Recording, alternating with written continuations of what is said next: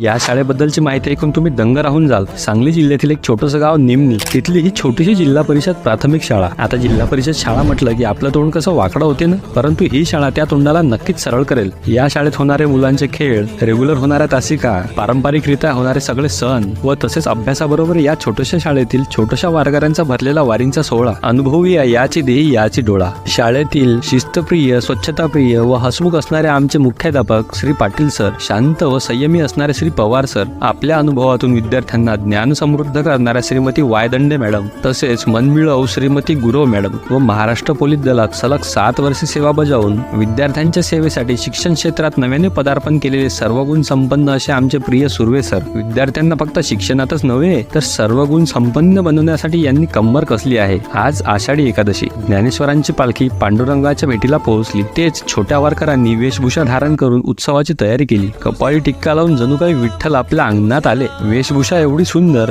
जणू काही पंढरपूर तिथे नसून इथेच आहे। कुणी मुक्ताई तर कुणी सोपान दादा बनले। आणि अशी जिल्हा परिषद शाळा पाहून मी तर दंग झालो। खऱ्या अर्थाने गुणवत्ता टिकवून विद्यार्थी घडवायचे असतील तर जिल्हा परिषद शाळा टिकल्या पाहिजे आणि त्यासाठी पालकांनी आपली पाल्य जिल्हा परिषद शाळेमध्येच टाकले पाहिजे। राम कृष्ण हरी।